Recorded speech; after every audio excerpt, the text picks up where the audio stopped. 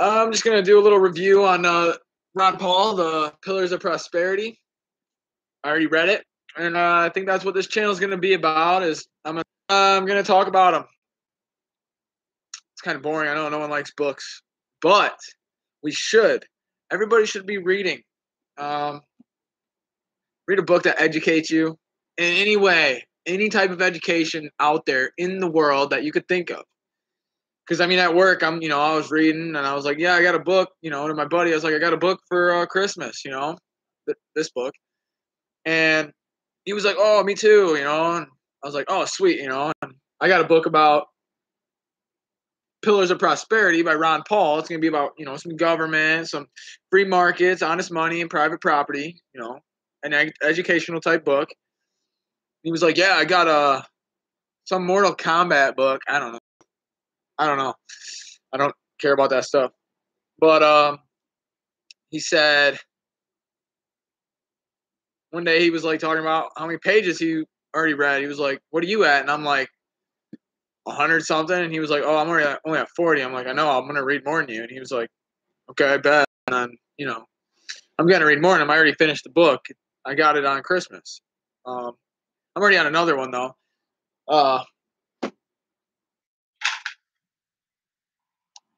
Is this still on? The Wealth of Nations is the next one I got. Man, that is a big book. Pretty big book.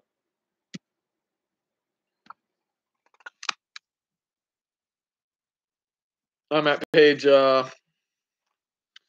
89, well, 88. But I think it's funny because I mark it with these bad boys, dollar bills, because I think it's funny because it's just a piece of paper and we put so much trust into it. It's all we put into it is trust. We say, yeah, this is a dollar. What's a dollar? There's no backing to it. It's not honest money. It's just weird how people accept it. But I mean, we've been bred into it in a way, they took us off the gold standard, and they started introducing cheaper coins like metals like copper, and who knows what they put in quarters, and it's probably like zinc or some other cheap metal, but they slowly weeded out, kind of like the Roman emperors did with their coins, and they slowly weeded out their silver out of their coins because to inflate the currency so they had more of it. Well, I'm guessing that's the same about what we did. We started off with, silver coins and gold coins and whatnot. And then we slowly went off that gold standard and went on to paper money where we had gold certificates. So that's probably where we got, we got bred into the paper, but it was still backed by something. But we were getting bred to not have the gold and silver coins. We were having these, but they could be redeemed for gold, which I mean, I'd be okay with that. That'd be pretty cool. But this is not this. You get what you get with it because someone knows that if they accept it, they can get something that they want. It works, but not when the government is going to be printing. I should say the Federal Reserve, but I say the government because the government wants the money, so the Federal Reserve will give it to them. But the Federal Reserve also just prints money. I mean, it's a printing press 24/7 a day. It's just going print money, print a bunch of these right now. Which is, I mean, and then they pump it into the economy, so the rich people get it first, and then it weeds its way through everybody until it gets to me and you, and it's worth crap. It's worth less than what it was when they printed it. That's what happens when you inflate a currency. You devalue the currency, so things are going to cost more. They cost the same, but your dollar goes down, so it takes more of your dollars to get that item. So, because I mean, if you go to 1776 or whenever, so you'd have to go to 1930, but we were still on a gold standard, a little bit. But if you were to go back to there, and say, I got $1, that would get you, hell. You got $1, that gets you that got you more than you could get a piece of candy for a couple pennies, and you can get a candy bar, like quarter probably. Who knows? I don't know. I mean, I could look it up, but I'm just not going to. You know, that it was worth more back then than it is now, and it's going to continue like that until hyperinflation. I mean, that's inevitable. That we are going to have we're going to crash, because that's what happens when you inflate a currency and when you debase it. It's inevitable. Eventually, this is going to be worth zero, and everything's going to be chaos. But that's why I market with these, because in 20 years from now, when I open this book back up and I look at this dollar here, and I'm and I'm going to be saying, yeah, I mean, back then that almost got you a candy bar, but now who knows what it'll get you 20 years from now? A dollar, probably won't even make them anymore, because it won't get you anything. Probably get you a piece of gum, one piece of gum or something. I mean, that's close. A pack of gum for what, like 8 pieces, it costs 30 cents, maybe more now, 45 cents. It's going to be $1. But anyways, I'll talk about the book a little bit. It's kind of what I was doing, though. Totally lost my page. Anyways, all right. The Pillars of Prosperity. Let's go through the context real quick. Contents. There's a lot in this book. I got it, the first book, because it's got more in it than a normal book will have. Like, a normal book will have, a book this big, however many chapters, just a chapter, and then you read to the next chapter but this is like, you got a chapter, but then you have like, I'll show you. All right, there's the preface, the foreword by Llewellyn H. Rockwell Jr. Well, anyways, you got part 1, the economics of a free society. Then you got all these things inside that. Current political philosophies, errors to result in political and economic crisis, challenge to America, a current assessment of our republic. Has capitalism failed? Part 2, misses in Austrian economics, a personal view. Part 3, reforming Social Security, Senior Citizens Freedom to Work Act of 1999, Social Security Tax Relief Act, Social Security Preservation Act, Social Security for American citizens only. Now, these are all acts and bills that Ron Paul talked about or introduced or wanted to oppose. And, he'll go through all of it, and he tells you exactly how his point of view is and why it shouldn't be or should be enacted. And you got part 4, giving money back to the taxpayers, the Agriculture Education Freedom Act, the Family Health Care Tax, the Family Health Tax Cut Act, the Public Safety Tax Cut Act, and the income tax, passed the Liberty Amendment. He literally put an amendment in that would repeal the 16th Amendment. Did Congress vote for that? No. Why would they? They don't like, they love being able to print those dollars. They love these things. They just can print them all day and buy whatever they want with it. And it's okay. But if I got a printing press here in my house and I started printing up money, and buying things with it, I'd go to jail, wouldn't I? If I got caught. They're basically doing the same thing. They just don't get caught. They're allowed to do it. It's crazy. They stimulate the economy, right? Well, they stimulate the economy the same way I could stimulate the economy if I had a printing press and was printing money and buying things with it. That's stimulating the economy, which is not good. The free markets need to work. They are natural. They are occurring. It's no government interference should be in the market. If I want to sell you something, I should be able to sell you something at whatever price I offer you, and if you accept it, there you go. That's it. That's the free market. Boom. If I make a product and I sell it, I can, and I hire somebody to make the product, it's all agreeing. It's all agreements. So there's nothing wrong with voluntary exchanges. But nope, the government says, I love the minimum wage. It's a brilliant one. Now, with inflation and all that stuff, do you need a minimum wage? Yeah, I guess. It's not good no matter what, but you need price controls, you need wage controls, you need all these you need to control the economy if you've already been controlling the economy. If you're inflating the currency, you got to control the economy. because otherwise everything would be chaos a lot quicker. It's still going to be chaos, just not as quick if you're controlling everything. Why would you, price controls? Why do you need them? Why would you need price controls? I get irritated about these subjects because if we were free, if we had a free society, we could be so much better. And that's why, if you look in the description, I have a GoFundMe page. I promise you, I don't expect you to take my word for it, but I will definitely be running for some type of political office in the future. Whether it's 5 years from now, whether it's 10 years, 20, 30, 40, whether I'm 80 years old, I will run.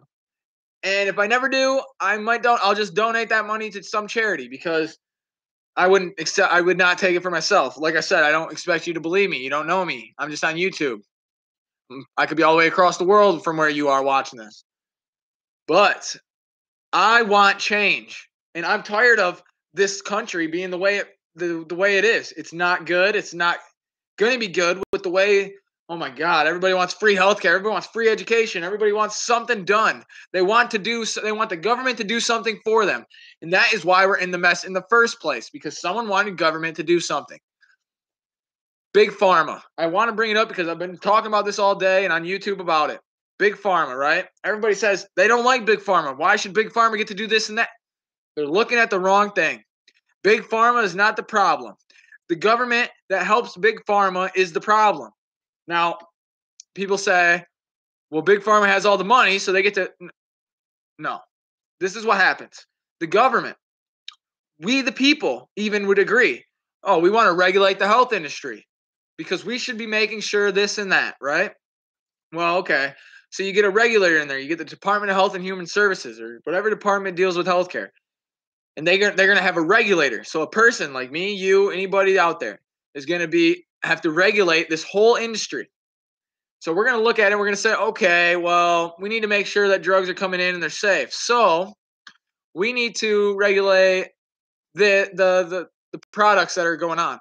Well, let's say to get that product tested, you got to pay $100,000. Who knows what it is? The government decides. The government gets to say whatever. They could say, well, yeah, let's make businesses pay about $100,000 to get their, because government wants the revenue. They are big. The government already cannot afford what they do. We are living way beyond our means. We have welfare for the rich, the poor. We have welfare for the foreign nations. We have welfare for foreign people. We have, we just spend money. We got the military spending. We're in housing spending money. We're in banking and every industry that you can think of, food, anything. The government is spending money on it. Not the government, I should say the people. You know what I mean? The government is the people because we got to give our money to them. So, all these things that they're spending money on, if they could afford it, we wouldn't be in debt. We wouldn't have to print money. They could tax it all, right? There would be no need to print money if they could fund everything that they do, but they can't. So they got to print money. So they got to counterfeit money so they can pay for things that the people want. Okay. So I'm going to lose my spot. So when Big Pharma, when you want to regulate it and you want the money. So you're going to say $100,000 for them to get a product tested. $100,000. Even if it's $10,000, that's a lot of money to get a product just tested just before you can even sell it. So there you go. Big Pharma is Big Pharma, and they're going to stay Big Pharma because they can afford it. They can afford to pay to get their products tested. But all the little guys that are trying to start something, maybe with natural medicine, they get denied and they can't afford it, so they quit and they go out of business or they don't even start. Marijuana would be legal by now if it wasn't for Big Pharma. Okay? Now, I say that, but it's backwards. If it wasn't for the government regulating the health industry, Big Pharma wouldn't be as big as they are and wouldn't be able to say, all this stuff about marijuana. And they wouldn't be able to say about anything. And there could be other industries coming up with other new methods of everything. Competition would flourish because there would be no restriction on the competition. Someone could come in and offer you anything. They could say, look, I got this thing, it's going to heal you.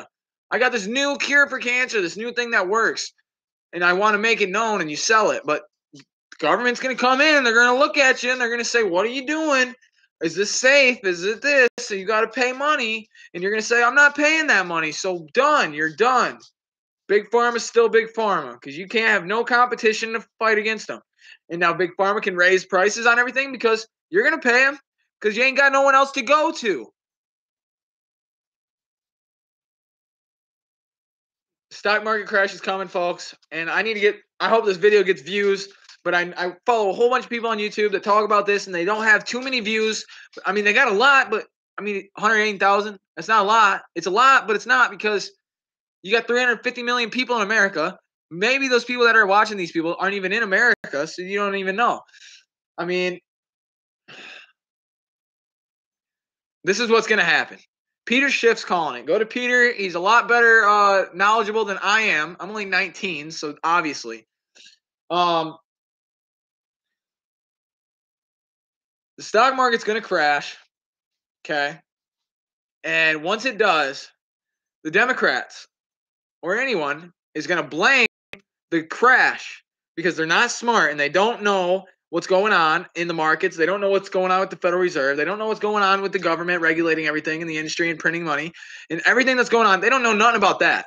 So you're taking the average man that just goes to work, gets home, watches his TV and his sports, and that's it. Goes to sleep with his wife, wakes up, does the same thing over again, and that's it. He doesn't think about anything else. And if he has a 401k, maybe that's even worse then because now he's like, oh, the economy must be good because my 401k is good. Great. Till it's not good. Okay? Because it's not good. So it looks good. That's it. It's like if you had a glass with it was filled half with water. And no, I don't know how to do it. It looks good, okay? That's about it. It's like a fruit basket, but all the fruit's fake. Yeah, I don't know how to say it. I don't know how to explain it, but that's, so everybody thinks it's good and it's not, so it's going to correct itself. That's what's going to happen. The market is going to correct to its true value, which is crap. So once it does that, boom. Then 2020 comes and anybody, it could be a Republican, I don't know, it could be it's going to be the Democrats most likely, and they're going to say, oh, yeah, look what happens when you cut regulations and you cut taxes. We get an economic crisis. So what we need to do is raise regulations and raise taxes. Here's the problem. The problem is not the tax cuts. The problem is not raising taxes. The problem is not too many regulations. The problem is too many regulations because if you think about it, the Federal Reserve, the creation of it was a regulation. They needed to regulate the banking industry, and the best way to do that was to, they manipulate, and then you even I want to run for political office one day. The GoFundMe is in the description. I mean, my political views are pretty simple. It's freedom, okay? That's how I think. It's not a popular view because people think they're free. I mean, you are. The average man is probably more free than the rich man, honestly. I mean, I'm not talking about the rich man. I'm talking about the guy that's got to follow all these regulations, the guy that's got to follow and pay all these fees. I mean, the only fees that I pay, I have my driver's license, my license plate,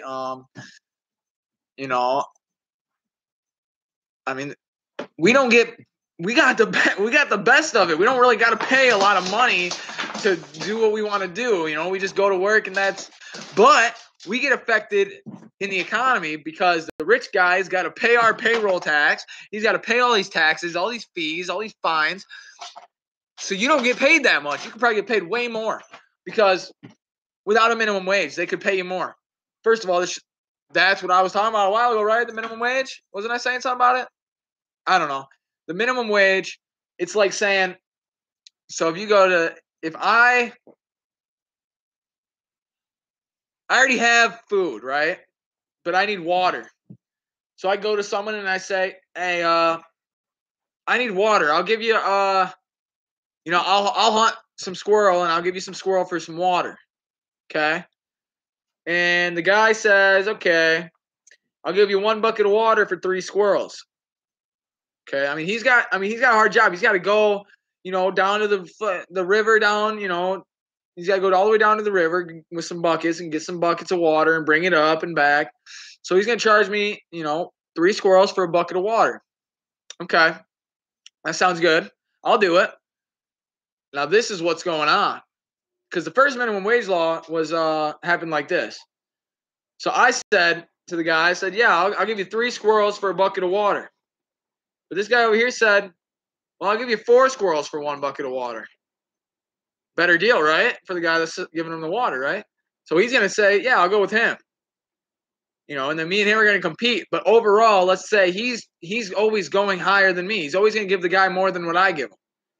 So I'm basically going to say, oh, that's a bad example. But there you go. I mean, that's fine, if it's agreeable terms. But the first minimum wage law was from, I think it was they were working on the railroads, and all the black workers were working really cheap.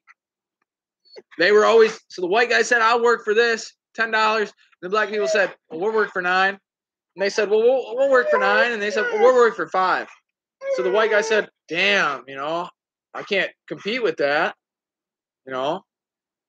And so the white people went and said, hey, this ain't fair that you're paying these, they went to the government. It's not fair that these guys are getting paid so less, they're only getting $5 an hour, They should deserve $12 an hour.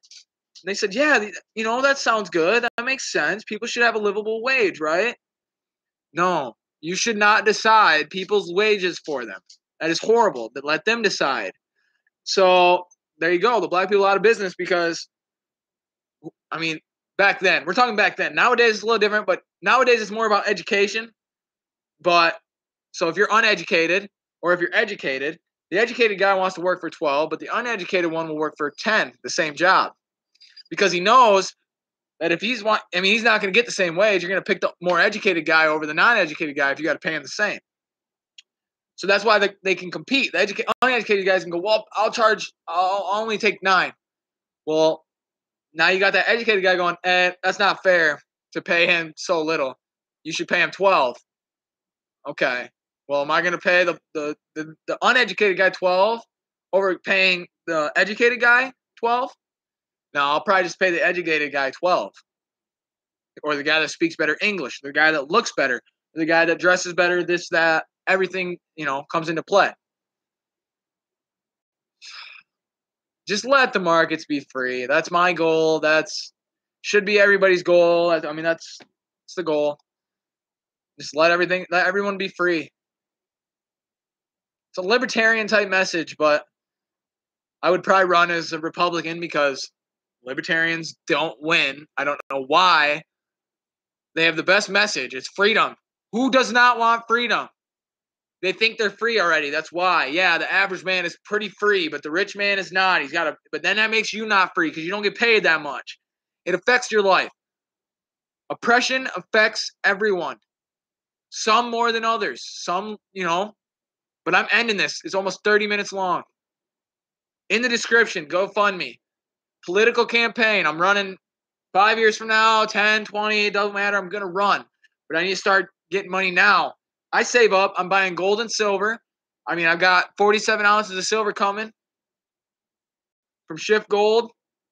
47 ounces of silver. I'm not trying to cash out really and make dollars off it. I don't want dollars. I want to end that system, end the fiat money system because it's horrible. Because I got to make $13 an hour now when back then they only had to make a quarter a day, That's kind of weird. So imagine if there was no inflation before I cut this video off. Imagine if there was no inflation and you made $13 an hour right now, right? And there was no inflation.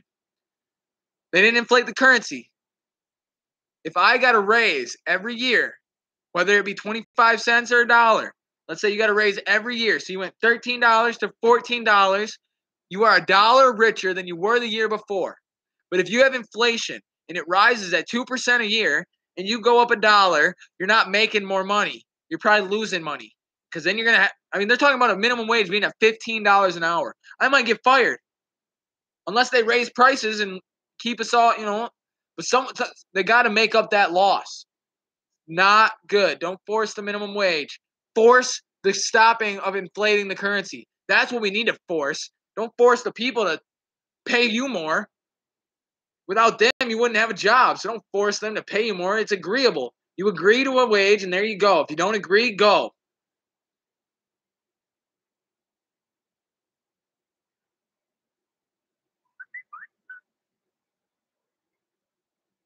That's it for this video.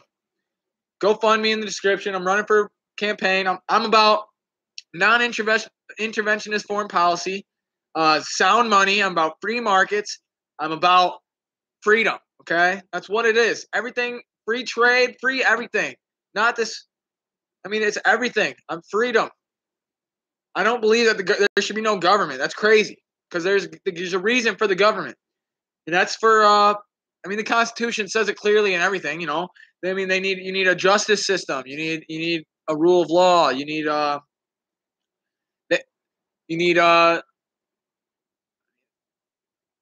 military rule of law. Keep the money sound. They're supposed to keep, gold and silver was supposed to be the only legal. I can't believe that. Why are we letting the government be so unconstitutional? It's crazy. It is crazy. They're in the housing industry. Show me in the Constitution where the federal government is allowed to be. Oh, yeah, but they'll point to one thing. Oh,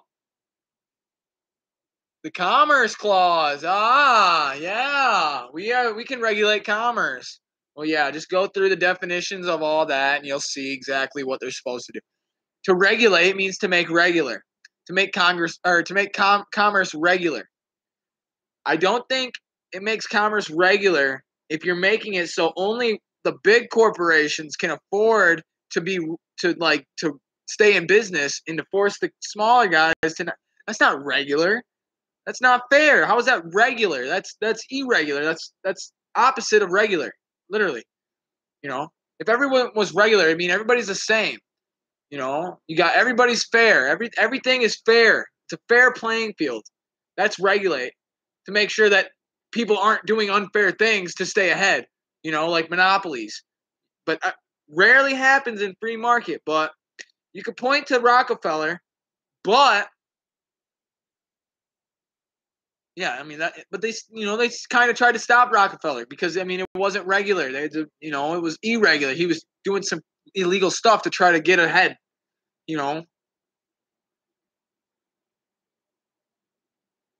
That's it for this video. I probably won't have any views ever, but links in the description.